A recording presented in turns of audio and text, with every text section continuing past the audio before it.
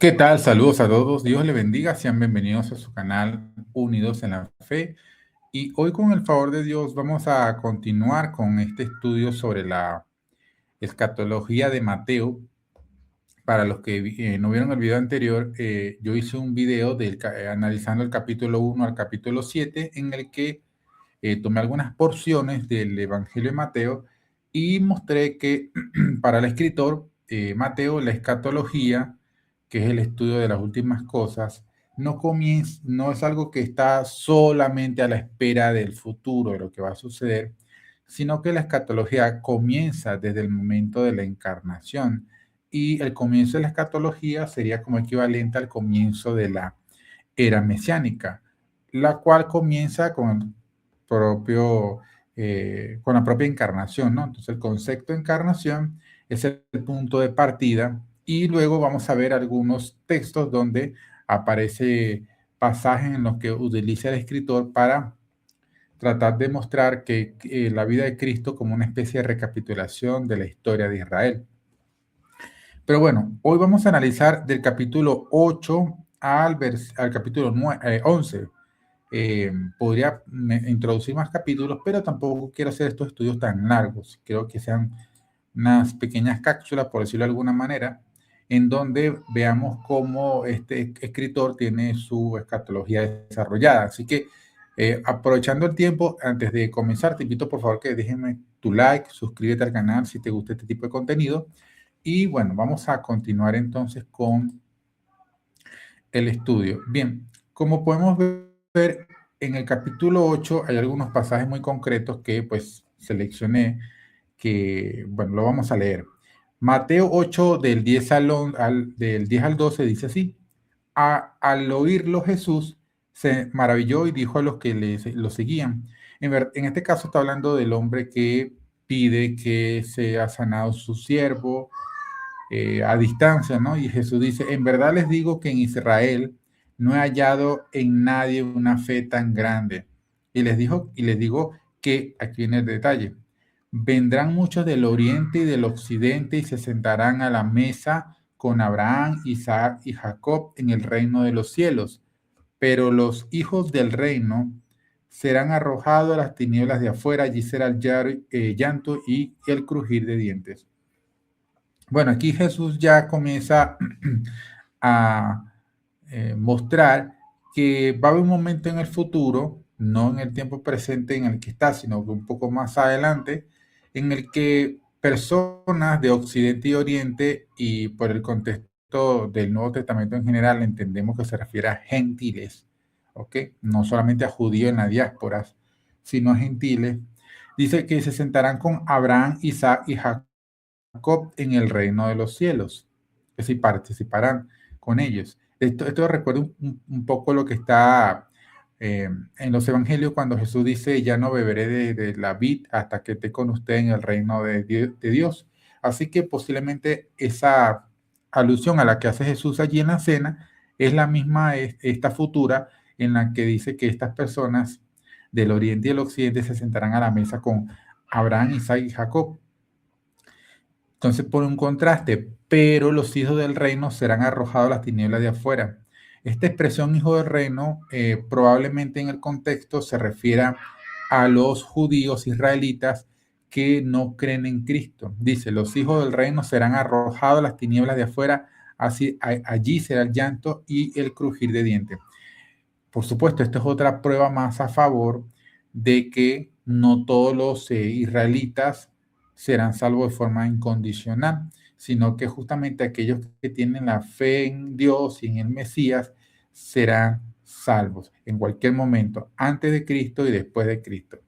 Ahora, en este caso vemos que la expresión hijo del reino da a entender a los que pertenecen al pacto, porque más adelante también se utiliza esta expresión hablando de los hijos del reino como los que son los de una forma positiva, por ejemplo, como lo que son el trigo, y los hijos del malo como la cizaña, pero ese es otro contexto distinto. En este contexto, la expresión los hijos del reino se refieren a personas que pertenecen a la comunidad del pacto de Israel, son israelitas, pero ellos no creen en Jesús por no tener esa fe tan grande, ¿no? Entonces, fíjese que en este contexto hay un hombre que es un centurión romano, que tiene una fe muy grande y Jesús está diciendo en pocas palabras, fíjense, va a haber un momento en que muchos gentiles que sí que creen, al igual que este hombre centurión que tiene una gran fe, van a participar con Abraham, Isaac y Jacob en el reino, se van a sentar a la mesa, ¿ok?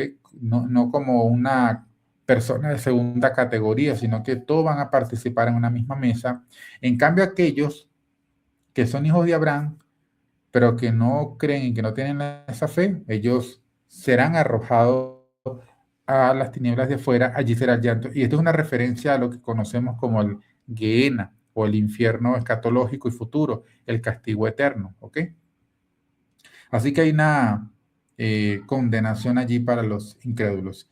El capítulo 8, más adelante en el verso 16 al 17 dice, y al atardecer le trajeron muchos endemoniados y expulsó a los espíritus con su palabra y sanó a todos los que estaban enfermos, para que se cumpliera lo que fue dicho por medio del profeta Isaías cuando dijo, Él tomó nuestras flaquezas y llevó nuestras enfermedades. Bueno, este texto ha sido objeto de discusión muchas veces porque se ha utilizado como una referencia a la sanidad divina, o sea que por la muerte de Cristo hay sanidad divina, lo cual no sería implausible del todo, porque en sí la salvación no es solo la justificación, la salvación incluye la restauración total de la naturaleza humana, ¿ok?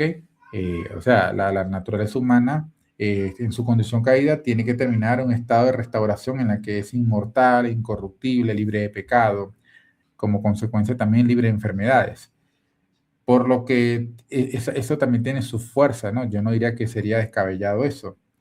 Sin embargo, pareciera que el contexto parece mostrar o apunta a otra idea, y es el hecho de que Cristo se hace responsable de nuestras enfermedades y él las sana. De hecho, recuerden que el texto de Isaías es usado probablemente de muchas formas y una de ellas se ve en caso de Pedro. Pedro, cuando habla de las enfermedades, se refiere es al pecado como una enfermedad que Cristo con su muerte, con su llaga, las cura.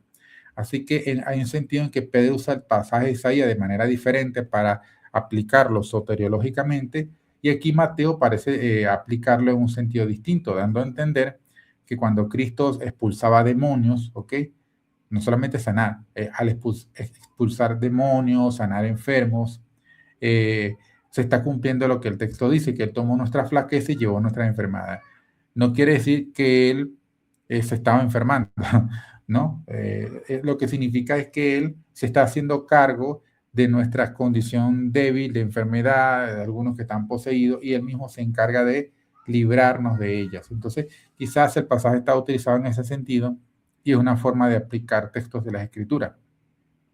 Pero bueno, lo coloqué acá porque también es una cita del Antiguo Testamento. En el capítulo 8, verso 29, dice, y gritaron, en este caso unos demonios, ¿no? Dice, ¿qué hay entre tú y nosotros, hijo de Dios? ¿Has venido aquí para atormentarnos antes del tiempo? O sea, es decir, da a entender aquí como que ellos saben que hay una tormenta para ellos. De hecho, esto más bien va en pro de la idea de que el castigo es consciente y es un tormento, ¿no? Pero dice, has venido para atormentarnos antes de tiempo. Y pues Jesús le permite a ellos tomar unos cerdos y meterse en ellos. Bueno, ¿cuál es el punto que quiero mostrar acá? Que cuando Cristo aparece en escena, en la historia, los demonios parecen como que, bueno, o sea, no se supone que todavía no es el momento de la condenación. Parece como que la aparición del Mesías da a entender que es la condenación de ellos, su tormento. Y eso es lo que vamos a ver cuando Cristo venga justamente, ¿ok? Eso lo vamos a ver cuando estudiemos Mateo capítulo 25, cuando Jesús dice, malditos al fuego preparado para Dios y sus ángeles.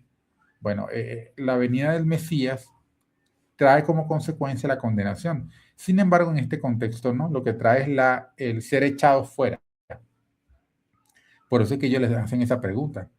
El versículo 14 del capítulo 10 dice así, cualquiera que no los oiga, no los reciba ni oiga sus palabras al salir de esa casa o de ciudad sacó en el polvo de sus pies. En verdad les digo que en el día del juicio será más tolerable el castigo para la tierra de Sodoma y Gomorra que para esa ciudad. Esta parte es un poco más complicada, lo voy a explicar por qué. Jesús comisiona a los 12 en ese contexto, los llama, los comisiona, les da poder, les dice no tomen alforja, o sea, no tomen nada, pues. Básicamente, sea Dios el mismo que le provea. Y entonces al final dice que si básicamente en esa casa no lo reciben, sacuden el polvo de sus pies. Ellos están yendo de dos en dos a predicar el reino de Dios. Y en el verso 5 dice, en verdad les digo que en el día del juicio, ya que está haciendo referencia a algo que está a la espera, ¿no? El día del juicio, será más tolerable el castigo para la tierra Sodoma que para esa ciudad. Es decir, si alguien no recibe a Cristo, o en este caso las palabras de Cristo a través de sus apóstoles, el castigo para esa ciudad, y está hablando en un contexto de Israel, porque él dice, no vayáis por camino de gentiles, ni de samaritanos, sino a las ovejas perdidas de Israel. Por lo que en este caso, lo que le está diciendo es que para esas poblaciones o ciudades de Israel, los que no acepten el mensaje, el castigo que va a recibir Sodoma y Gomorra en el día del juicio final será más tolerable. Es decir, va a ser un castigo suave comparado con el de estas ciudades que rechazan al Mesías a través de los apóstoles.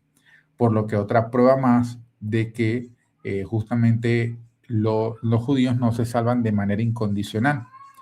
Bueno, ahora vamos al capítulo 10, verso 16 al 23, donde está la parte un poco más complicada. Ahorita les voy a explicar por qué. Dice así, se lo voy a ir leyendo. Esta más bien parece ser el discurso que vemos en el capítulo 10, 1, donde él especifica qué cosas no hacer, qué cosas hacer cuando ellos van de dos en dos. Pero a partir del verso 16, parece ser un discurso, no sé si llamarlo intercalado, porque hay muchas cosas que se repiten en Mateo 24, pero sí que el mensaje del versículo 16 en adelante parece ser una descripción general de cosas que van a suceder en el futuro y no necesariamente lo que les va a suceder a ellos durante la misión en la que se van los 12. De hecho, cuando ellos se van, en una parte donde van 70, ellos vuelven gozosos porque los demonios se sujetan.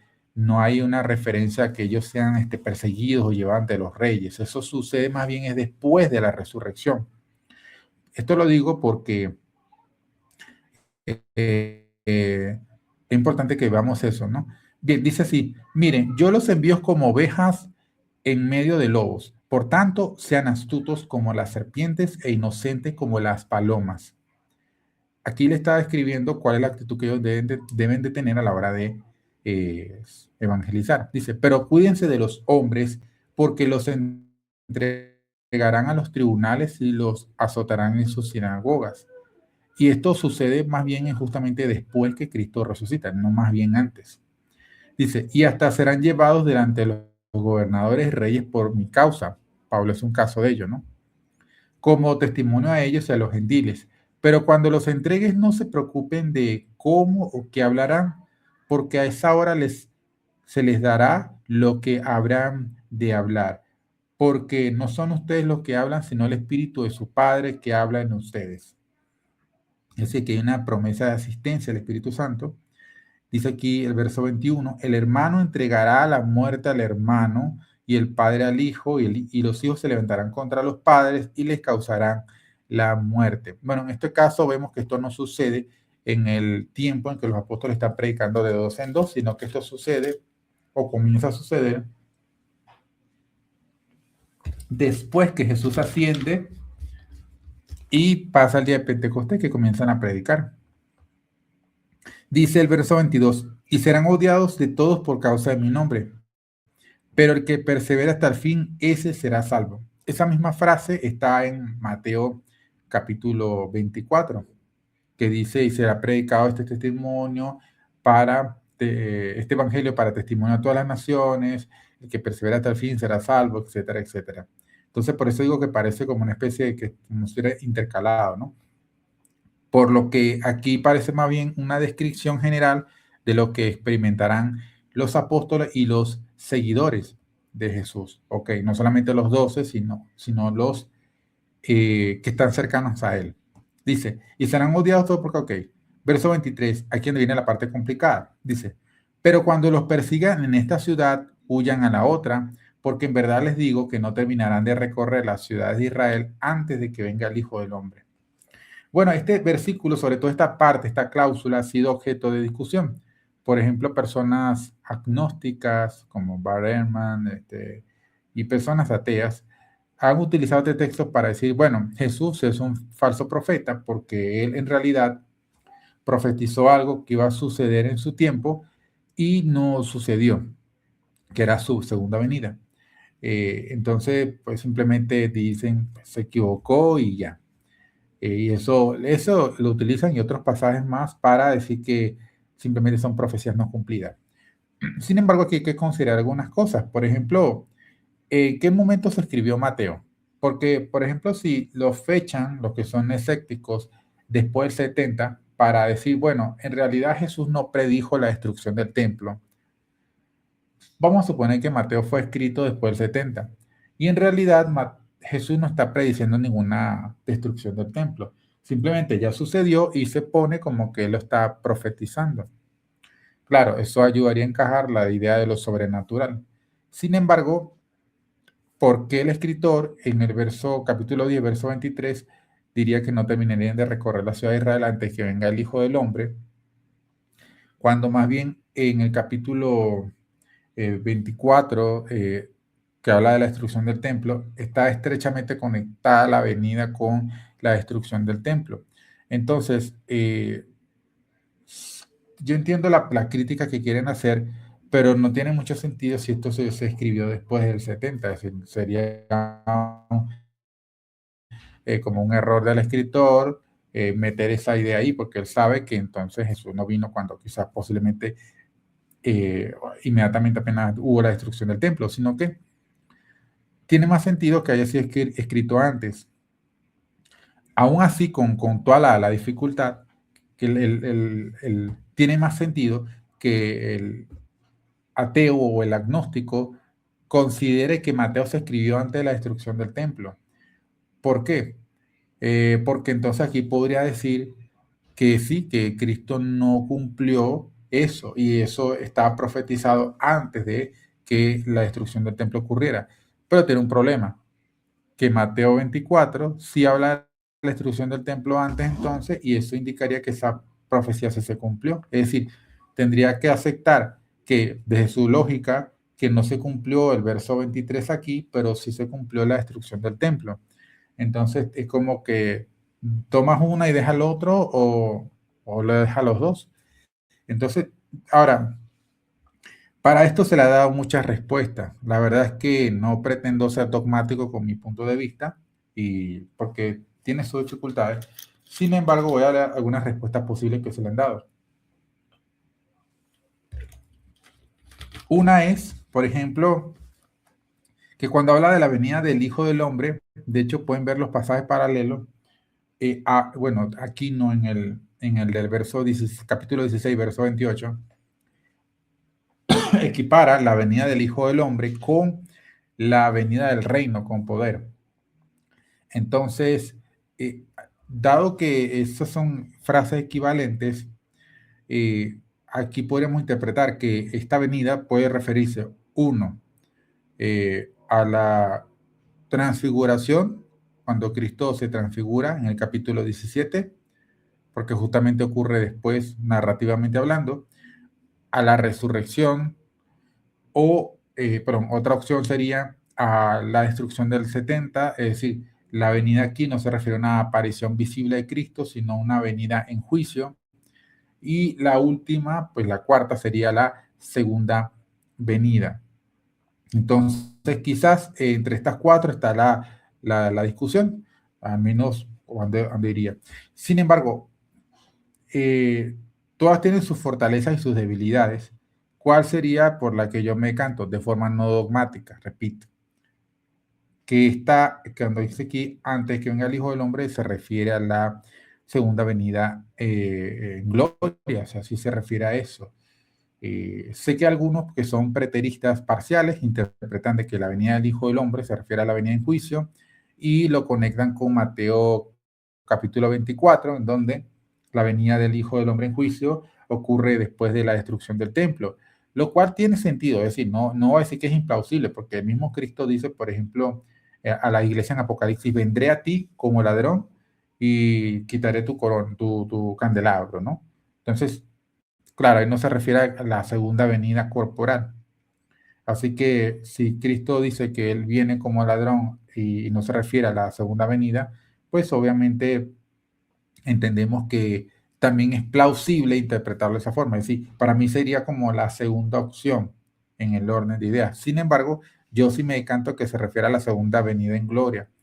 Y la cuestión está en que, claro, aquí algunos harían la crítica. Bueno, porque aquí está el antes que o el hasta, como lo traduce algunas versiones, que ellos no terminarían de recorrer las ciudades. Sin embargo, es importante que tomemos esta frase dentro. Se habla no exclusivamente a los apóstoles, sino a todos los seguidores en general que prediquen el Evangelio. Obviamente este es más enfatizado en los apóstoles porque ellos son los que escuchan, pero en realidad aquí esto de ser perseguidos, entregados por causa de mi nombre, cuidarse de los hombres que no entregan a otros, ocurre no solamente con los apóstoles, sino con todos los que son judíos creyentes y por extensión, con mayor probabilidad, con algunos gentiles. Por lo que aquí este es un mensaje general para todos los seguidores de Jesús y está representado con los apóstoles. Por lo que esto haría entender simplemente un énfasis en la urgencia de predicar el mensaje, de soportar las pruebas en medio de la predicación, porque hay una promesa segura. Sin embargo, otro detalle que está acá es que yo mencioné en el video anterior que Juan, cuando habla de la venida de Cristo, lo habla como que, o sea, mejor dicho, del juicio, como que es algo que ya está a la puerta, o sea, ya va a venir, arrepientas, bauticen de una vez, arrepiéntanse de sus pecados, porque si no dan fruto de un arrepentimiento, ya el juicio está ahí, dice, el hacha está en la mano, dice, y está cerca, ¿no? El hacha está a la mano, creo que dice así, tiene en su mano el hacha, y dice que está a punto de cortar el árbol y que el que no da fruto, pues va a ser cortado y quemado. Así que hay una necesidad de urgencia predicada por Juan, lo cual no es extrañar que Jesús también lo haga. Por ende, yo creo que es un énfasis de Jesús aquí y entenderlo en su contexto sería la mejor manera. Repito, igual respeto a aquellos que se refieren a eso, a lo de la segunda venida, porque también hay una dificultad. Por ejemplo, aquí también esto podría referirse a eh, ¿cómo se llama esto? A la resurrección de los muertos o a la transfiguración. ¿Por qué lo digo también? Porque aquí hay otro detalle, que la frase tiene un paralelo donde habla de la venida del reino con poder. Y esa expresión con poder más enfatiza algo sobrenatural. Cuando vemos lo que ocurre en la historia del 70, aunque ciertamente está profetizado, al menos no vemos algo así de índole sobrenatural. Es decir, simplemente los romanos encerraron a los judíos, quemaron el templo, las paredes, todo eso lo destruyeron, pero en ese sentido no hay nada de índole sobrenatural. Pero sí lo vemos cuando ocurre digamos, ¿cómo se llama aquí? La transfiguración, donde Jesús cambia de su apariencia, también ocurre en la resurrección, donde Él muestra su cuerpo glorificado, y también en la segunda venida, en la que Él viene en gloria y ahí hay una manifestación de poder, ¿no? En ese sentido, esas tres opciones también apuntan a opciones plausibles, es decir, eh, a mí personalmente no me convence mucho la posición preterista, pero también tiene su razonabilidad, ¿ok? No quiero descartar eso. Bien, ahora, ahorita vamos al capítulo 11. Ahorita vamos a ver lo siguiente, que con el ministerio de Jesús, de hecho es que también tengamos en cuenta que hay cosas complicadas, así como que en un punto del tiempo específico comenzarlo a a identificar. Me refiero al tiempo de la era mesiánica. Podríamos decir en realidad que la era mesiánica comienza es con la encarnación. Es decir, obviamente ahí comienza la era mesiánica, empiezan a cumplirse las profecías. Pero también podemos decir que la era mesiánica comienza con su bautismo, en la que recibe el Espíritu Santo, empieza su ministerio. Así que, pues ahí también. O igual cuando hablamos del nuevo pacto. Bueno, el nuevo pacto inicia cuando Jesús parte el pan, entrega la copa, pero también vemos textos donde habla del inicio del nuevo pacto con la muerte de Cristo. O podemos hacer referencia con su resurrección en la que Él es vindicado, bueno, y se nos ofrece el perdón de pecados. Entonces es dificultoso con que marcar un punto específico. Digo esto porque ciertos puntos parece estar como expresado en etapas, ¿no? Por ejemplo, lo que es el nuevo pacto, ciertos eventos. Lo mismo con la era mesiánica y posiblemente también con la propia venida de Jesús, por lo que es importante que tengamos en cuenta eso. Bien, ahora vamos con el caso del capítulo. Bueno, vemos que comienza la era mesiánica, aquí lo hace a modo general, ¿no? Lo que sería su encarnación y su bautismo. Durante ese tiempo se apunta que más adelante va a venir el juicio, lo que llamamos el juicio final, que está a la espera, el día del juicio, etc. Ahora, lo que quiero que analicemos un pasaje que es el capítulo 11. Aquí van a aprender algo que posiblemente algunos no conozcan y que se los quiero compartir. Yo sé que les va a servir a todos, ¿ok? Ya me voy acá. Ok. Déjame tomar un poquito aquí. Recuerden que Juan el Bautista está moldeado por textos, por ejemplo, como el libro de Daniel, en el que dice que vendría una piedra que destruiría la estatua, la haría pedazos y se expandiría esa roca, que es una referencia al reino de Dios expandiéndose en toda la tierra, ¿no? Hay una intervención sobrenatural en la que Dios destruye los imperios de este mundo.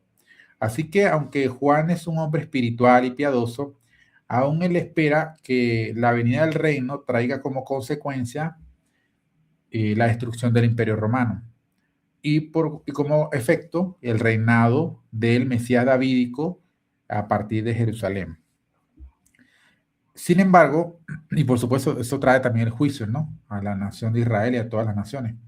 Cuando Jesús terminó de dar las instrucciones a los 12, se fue allí a enseñar a predicar en las ciudades de ellos.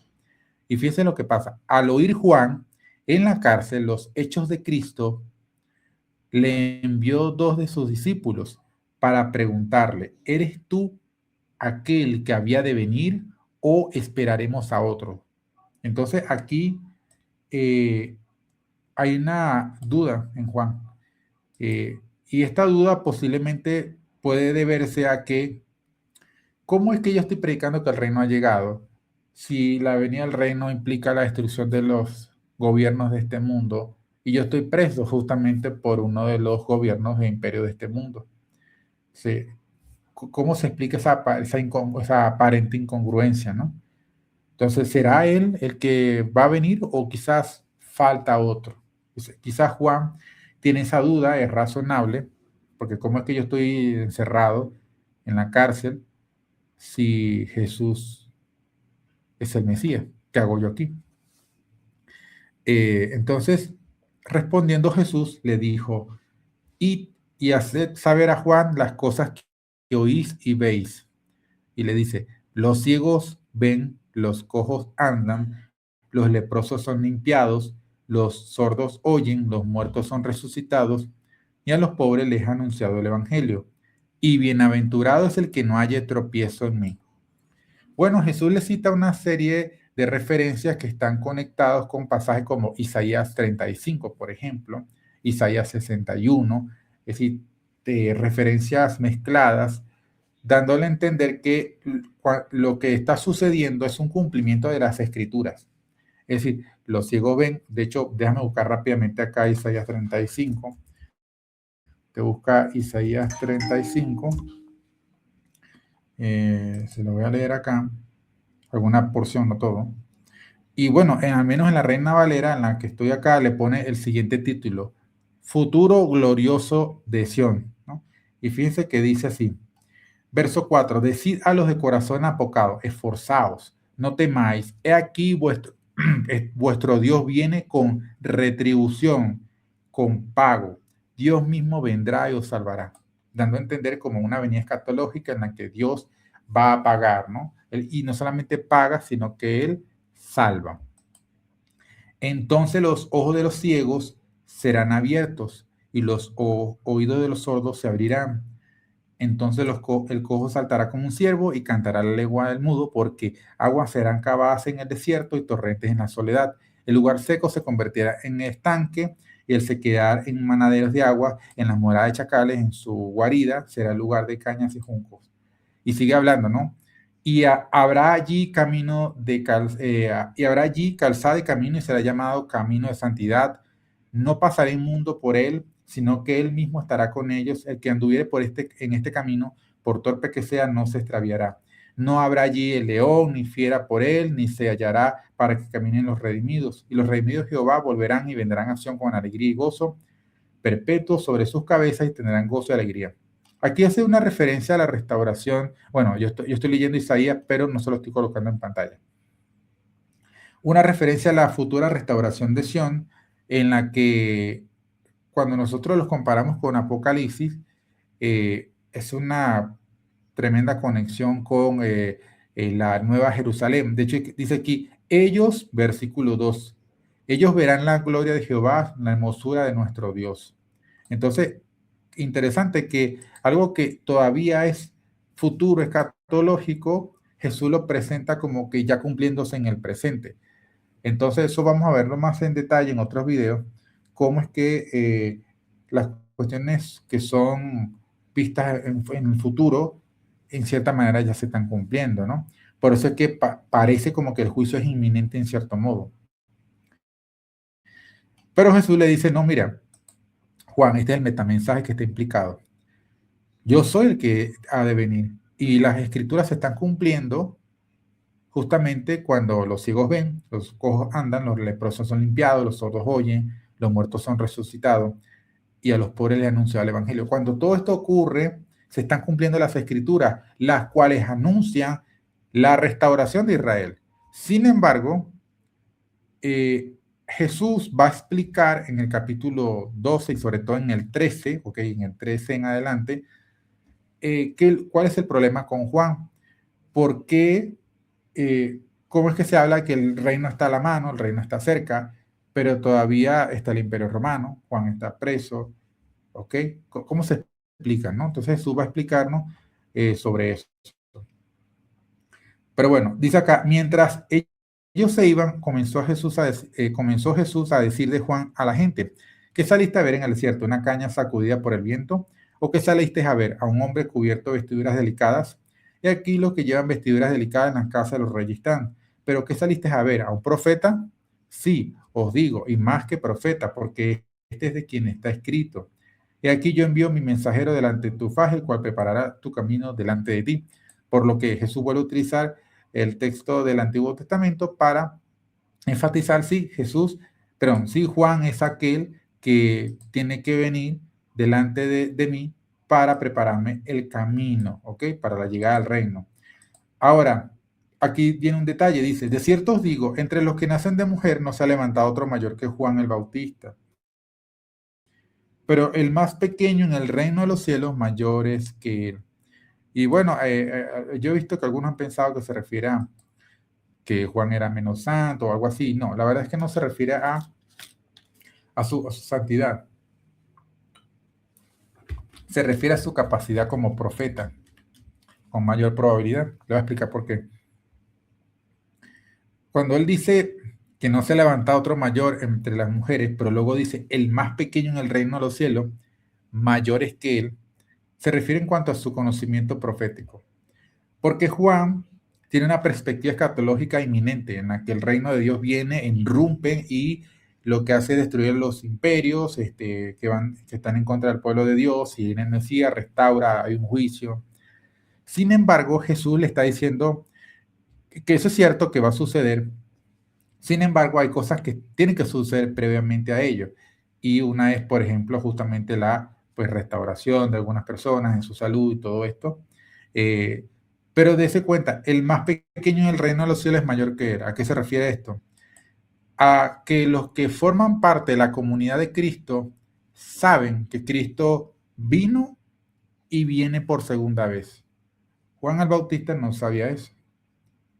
Juan el Bautista pensaba, veía todo como los profetas del antiguo. Y ojo, y Jesús también utiliza parte de esa metodología de profetizar, de presentar todo plano. Le explico, por ejemplo, vamos a poner, quitar este momento acá para que ustedes entiendan detalle.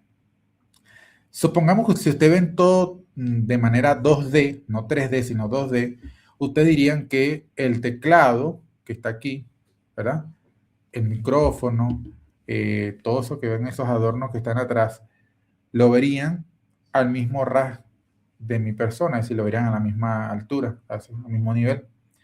Diría que, bueno, todo está junto y pegado. Sin embargo, el que tiene una visión 3D se daría cuenta que no, el teclado está atrás, ¿verdad? Yo estoy adelante, el micrófono está delante de mí, hay una pared que está atrás, hay una distancia entre, yo puedo pararme y hasta allá, ¿ok? Apagar esas luces, hay una distancia, hay unos, como un metro de distancia aquí a allá, o 2 metros, no sé. Entonces, el que ve todo eso completo y distingue el espacio, por decirlo de una manera, se da cuenta que, aunque ve todo unificado, tiene que hacer las distinciones. Para estas personas, no. Todo lo ven de manera unificada. De hecho, les voy a mostrar un solo caso. Ustedes lo pueden buscar en su Biblia. Si usted busca Malaquías, tengo que buscar aquí Malaquías capítulo 3, si no me equivoco.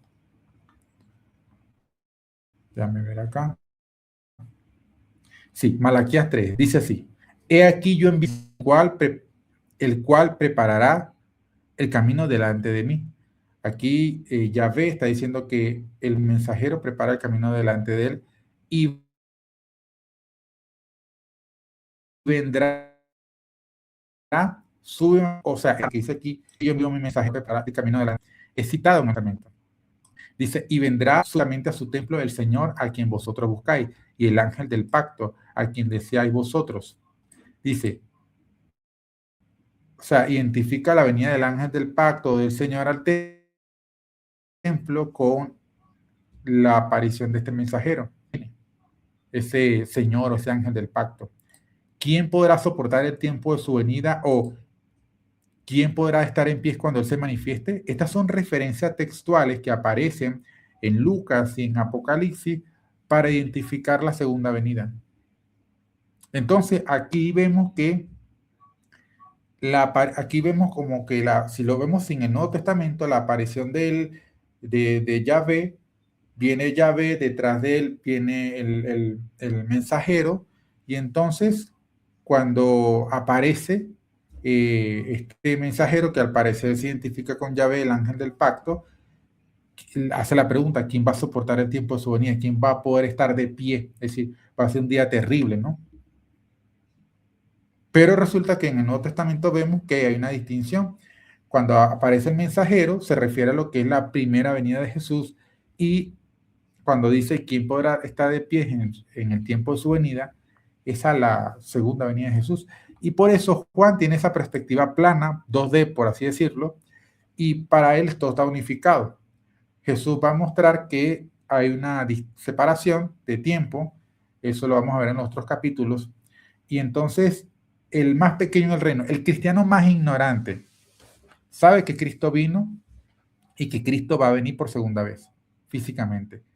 Juan el Bautista no tenía ese conocimiento, no lo tenía. Entonces, por eso es que el más pequeño en el reino es mayor que en su capacidad o conocimiento como de la profecía bíblica. La visión de Juan era como la de los profetas del Antiguo Testamento. Y la que tienen los del reino es como la del Antiguo Testamento, pero modificada, más perfeccionada. ¿Ok? Así que es importante que tengamos en cuenta eso. Ahora, dame a ver si puedo seguir leyendo acá. Creo que solamente queda un pasaje. Ok, viene luego el capítulo 11, del verso 20 en adelante. Dice, entonces comenzó a reconvenir a las ciudades en las cuales había hecho muchos de sus milagros, porque no se habían arrepentido, diciendo, ay de ti Corazín, ay de ti Betsaida, porque si en Tiro y en Sidón se hubieran hecho los milagros que han sido hechos en ti, en vosotras, tiempo ha que se hubieran arrepentido en silicio y en ceniza. Por tanto os digo que en el día del juicio, recuerden, es el mismo día en el que muchos me dirán aquel día, Señor, Señor, ¿no? Es el día, cuando se dan cuenta que en el día del juicio, en aquel día, son referencias escatológicas al mismo evento. Dice, será más tolerable el castigo para Tiro y Sidón que para vosotras. Y tú, Capernaum, que eres levantada hasta el cielo, hasta el Hades, serás abatida. Porque si en Sodoma se hubieran hecho los milagros que han sido hechos en ti, habría permanecido hasta el día de hoy. O sea, en otras palabras, ellos se habrían arrepentido. Por tanto, os digo que en el día del juicio será más tolerable el castigo para la tierra de Sodoma que para ti. Aquí termina, digamos, el último señalamiento escatológico, porque Jesús dice, bueno, mire, o hay un detalle revelado, ¿no? Digamos que Jesús dice, en las ciudades israelitas que no creen, va a haber un momento en el futuro donde ellos, que es en el día del juicio, ellos van a recibir un tormento que es mucho más fuerte que el de Sodoma y Gomorra, que el de Tiro y de Sidón. ¿Por qué? Porque estas ciudades no recibieron esos milagros. No se arrepintieron, es verdad, pero ellos no recibieron esos milagros. Pero en cambio estos no se arrepintieron, pero adicional a eso recibieron un milagro, es decir, una revelación, una intervención divina en la que ellos tenían razones para ellos creer y no creyeron. Por lo tanto, el castigo para ellos va a ser mucho peor. Eso es lo que da a entender Jesús, por lo que hasta aquí lo dejamos hasta el día de hoy. Si tienen alguna pregunta con relación a lo que hemos estudiado el día de hoy, pueden hacerlo en los comentarios. Pero bueno, ¿cuál es el punto que quiero enfatizar? La escatología de Mateo plantea lo siguiente: comienza con la encarnación, la aparición de Jesús, ya comienza la escatología, ese proceso de cumplimiento, pero Jesús nos da a entender que el juicio no es tan inminente así como lo plantea Juan, sino que es mucho más adelante. A partir del capítulo 12, 13 y los demás, voy a mostrar cómo Jesús explica entonces lo que para Juan todavía no estaba claro, ¿no? ¿Cómo es eso? Es que ha de venir, es otro, yo estoy aquí en la cárcel, probablemente estaría pensando que Jesús simplemente es un intermediario y viene otra persona, porque si él es el Mesías, ¿por qué todavía estoy preso, no? Entonces, esa visión inminente que tenía Juan, Jesús la explica con detalle en el capítulo 13. Así que bueno, gracias a todos los que se conectan. Te voy a aprovechar acá a saludar a los conectados. Saludos a Israel Hernández, bendiciones para ti. Dice, se ve y se escucha bien, qué bueno. Por acá mi esposa saludando, dice, hola, bienvenido, Dios le bendiga. También Nicolás dice, buen punto, bendiciones. Dice, Vero, Dios te bendiga. Vero dice, hola, Leo, bendiciones. Dice, muy buena clase, hermano. Muchas gracias, hermano. Dios te bendiga. Bien, entonces, cualquier pregunta, si la pueden hacer en los comentarios, yo trataré de responderla. Y bueno, nada, Dios mediante nos vemos en la próxima, donde estudie el capítulo 12 en adelante y voy a ver qué sección. Obviamente el capítulo, creo que el 24 sí o sí hay que estudiarlo aparte, porque es donde se centra muchas veces la discusión. Pero bueno, gracias a todos, Dios le bendiga y nos vemos en la próxima. Bendiciones.